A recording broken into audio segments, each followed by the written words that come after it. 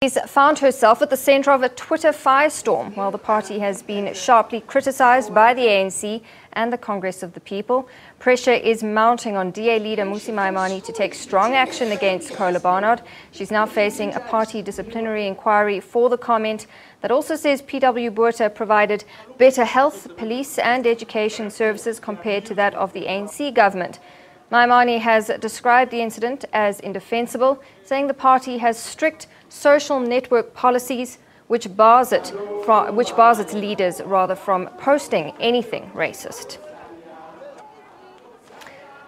Well, on the back of this, to take us through the intricacies of social media, I have with me Christelle du Toit, our production editor for SABC Digital News. Christelle, thanks for joining us. Good afternoon.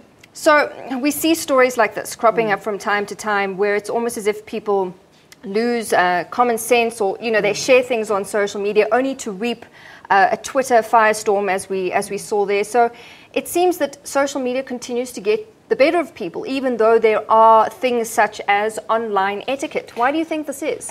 I think a lot of people think suddenly it's a new platform, suddenly there's new rules. This is not the case. There's been a number of instances, even with celebrities, where they post things that they later regret. One has to use logic in that once you've put it out there, you cannot take it back. This is a good example where it was deleted subsequently, but people take screen grabs and they will have it in the digital sphere. We no longer live in a world where it's a coder or a geek in a corner sitting accessing your information. Anyone can access what you put online, and what you put online will stay there. All right, so from sharing on Facebook, what she posted then moved to Twitter, creating that Twitter storm. So I think we've just got some of the tweets up on our Bright Eye. So we're just going to have a look at some of those tweets and see what people have been saying. There's one tweet that says it's too late for Diane Kolo Barnard. The true colours have been revealed. And a lot of people saying that she offended millions of South Africans who suffered under Botha, not DA. She's, again, people are calling for her to resign and saying she's shown her true colours. And another one saying if Kolo Barnard can say such and say it was a mistake, she may as well put people back in concentration camps, saying that it was a joke. And yeah, another one saying that Diane Kolo Barnard has set the DA party back a few years. So interesting to see what the reaction that's come on social media on the back of that. So going back to online etiquette, take us through some of the do's and the don'ts. So basically, it comes back to the principle that whatever you put out there will stay there. So if you would not conduct yourself in a certain way in normal social company, then don't do it online. Young people especially tend to post things that are not always appropriate. And when a young person goes into the job market going forward, their bosses will look at this. Your employers, for example, if your company, even if they don't have a social media policy, if you are associated with your company and you conduct yourself in a way that brings the organization into disrepute, the same rules that would apply outside social media apply on social media. It's a different platform. It's a very powerful platform. As an individual, you can build a brand, you can build a following, but you have to be consistent, because what you put out there will stay out there. All right, so then taking a look at the business side of things, because it definitely can affect an individual, but are businesses formalizing some sort of social media practice to follow? I think more and more businesses are, and it is important from a corporate governance point of view and from a procedural point of view. But what people need to realize, even if you have super strict settings on your accounts and you put a disclaimer that you are not speaking on anyone's behalf, if there's any logical or reasonable connection between your online identity and your work capacity, then your company can take steps if you do something inappropriate, and they don't need a formal social media policy because the normal rules about conduct apply. It's a different platform, it's a different way of saying things, but it remains the same. But I think a lot of organizations are realizing this, and from a governance point of view, making it clear that there will always be new tools, there will always be new platforms, but you need to stick with the rules of the game. And we've seen people losing their jobs over what they've posted on social media. You've been speaking a lot about the different platforms.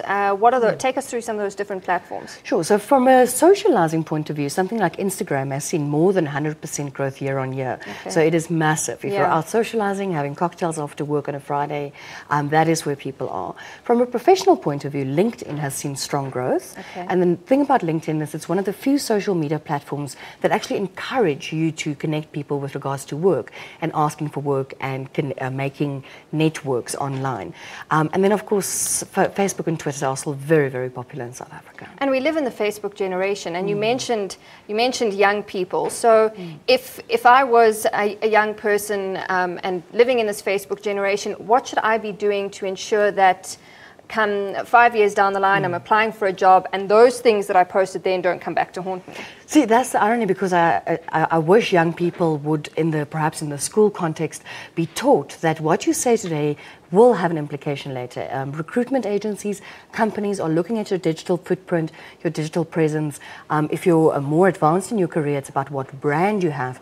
But at a younger age, they just want to see, are you responsible? Are you going to pitch for work? Or are you posting about, oh, I bunked school today because of X, Y, and Z? The image you put online is not something you can take back. So finally, with that, just to sum it all up, what is the one basic rule of social media? Might sound simple, but don't be stupid. Whatever you wouldn't say to someone's face, don't say it online. And if you wouldn't want your granny to see something, don't put it online. All right, Christelle, thank you very much. That's Christelle du Toit, our digital news editor, our production editor for SABC Digital News. And remember, you can always log on to our SABC Digital News platform. That's sabc.co.za/news. Well, we're shifting focus now, and Fisheries Minister Senzeni Zokwana has announced decisions on appeals lodged against the disastrous 2013 fishing rights allocation process. He granted fishing rights to Hacky Fishing and G&K Fisheries. Zokwana says the decision will increase the black ownership profile of fisheries. Many former rights holders were excluded when new permits were awarded for 8 fishing sectors 2 years ago. Last year, Zokwana's predecessor, Tina Jamat Peterson, announced her decision to set aside the entire